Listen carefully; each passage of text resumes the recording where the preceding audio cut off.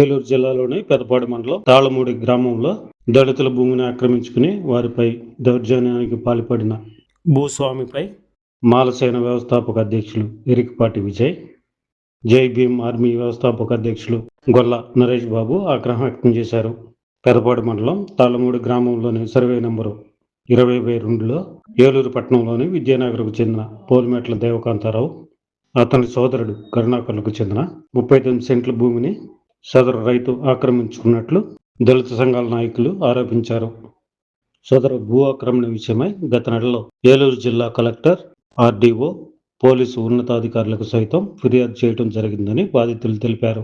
పెదపాడు మండల రెవెన్యూ సిబ్బంది, అధికారులు సక్రమంగా కొలతలు వేసి ఆక్రమణకు గురైన తమ భూమిని తిరిగి అప్పగించాలని బాధితులు కోరారు. ఈ సందర్భంగా దళిత సంఘాల నాయకులు మాట్లాడుతూ, గత 50 సంవత్సరాలుగా బాధితులైన పోలిమెట్ల దేవకాంతారావు, అతని సోదరుడు కరుణాకర్ల స్వాధీనంలో ఉన్న భూమిని కృష్ణా జిల్లా పాపులపాడు మండలం కానుమూలు గ్రామాలకు చెందిన సరిహద్దు రైతు రెడ్డి జోగి రామచంద్రరావు ఆక్రమించుకుని దౌర్జన్యం చేయడం దారుణమని ఆగ్రహం వ్యక్తం చేశారు. దీనిపై జిల్లా ఉన్నతాధికారులు, రెవెన్యూ, పోలీసు అధికారులు సమగ్ర విచారణ జరిపి ఆక్రమణకు గురైన భూమిని తిరిగి అప్పగించాలని డిమాండ్ చేశారు. బాధితులకు న్యాయం జరిగే వరకు వారికి అండగా ఉంటామన్నారు. అధికారులు తక్షణమే స్పందించి బాధితులకు న్యాయం చేయకపోతే ఉద్యమాన్ని రాష్ట్ర వ్యాప్తంగా ఉధృతం చేస్తామని హెచ్చరించారు. అందరికీ జై భీమ్. నా పేరు ఎరికపేటి విజయ్ కుమార్, మాలసేన రాష్ట్ర అధ్యక్షుడిగా పనిచేస్తున్నాను. ఈరోజు పెదపాడు మండలం తాళ్ళపూడి గ్రామానికి సంబంధించినటువంటి దళిత నాయకుడు యొక్క భూమి తరతరాలుగా వాళ్ళ తండ్రి గారి నుంచి సంక్రమించి రిజిస్ట్రేషన్ కలిగిన భూమిని అక్రమంగా ఒక రెడ్డి జోగి రామచంద్రరావు అనే వ్యక్తి అక్రమంగా దీన్ని అధికార బలంతో, డబ్బు బలంతో ఈరోజు ఆక్రమించి భయభ్రాంతులకు గురి చేస్తున్నాడు.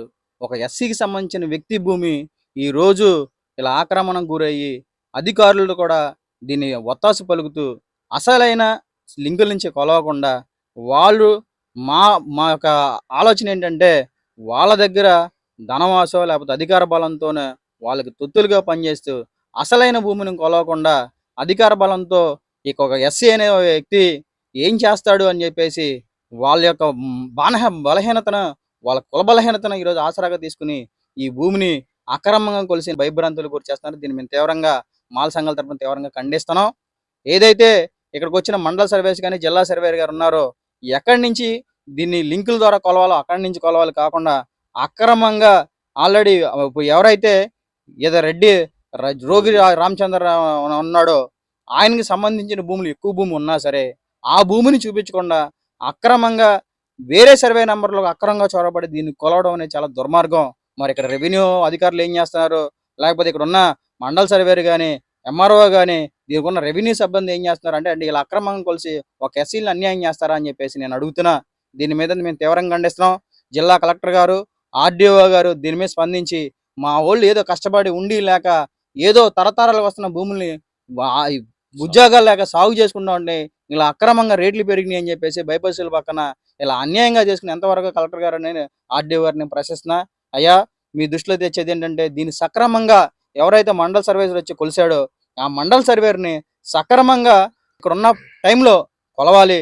లేని పక్షంలో దీనిపైన ఉద్యమం చేయడాకనే దళిత సంఘాలన్నీ ఇక్కడ కూర్చుని నిరహాదీక్షలు చేస్తామని చెప్పేసి మీ అందరూ తెలియజేస్తూ దీన్ని సక్రమంగా కొలిసి కుటుంబాలకి న్యాయం చేయాలని చెప్పేసి నేను తెలియజేస్తున్నా. జై భీమ్, జై భారత్, జై మాలసేన. నా పేరు పోలిమెట్ల కరుణాకర్, మాది ఏలూరు. మాకు పెదపాడు మండలం తాళ్ళమూడి గ్రామంలో మా నాన్నగారి నుంచి పొలం కలిగి ఉన్నాం మేము. దాంట్లో ఒక 39 సెంట్లు నా పేరున రాయటం అయినది. బాపులపాడు మండలం కానుమూలు గ్రామం జోగి రామచంద్రరావు అనే వ్యక్తి నా 39 సెంట్లని ఆక్రమించుకొని కబ్జా చేసి సిమెంటు, కాంక్రీటు పిల్లర్లు వేయటం అయినది. ఈ విషయం మీద నేను జిల్లా కలెక్టర్ వారిని, ఎంఆర్ఓ గారిని, ఆర్డీఓ గారిని, డిప్యూటీ సర్వేర్ గారికి అర్జీ పెట్టుకుని మరియు ముఖ్యమంత్రి గారికి కూడా అర్జీ పెట్టుకోవడం జరిగింది. ఇదే విషయాన్ని పోలీస్ శాఖ వారి దృష్టికి కూడా తీసుకెళ్ళటం అయినది. మరి ఇప్పటి వరకు అయితే వాళ్ళ దగ్గర నుంచి నాకు ఏ విధమైన సమాచారం రాలేదు. కాబట్టి నాకు న్యాయం చేయాలని నేను నా సోదరులైన దళిత సంఘ నాయకులను కలవటం అయినది. మరి వారు ఈ రోజు వచ్చి నాకు సంఘీభావంగా నా పొలం దగ్గర వచ్చి దీన్ని పరిశీలించి మాట్లాడటం జరిగింది.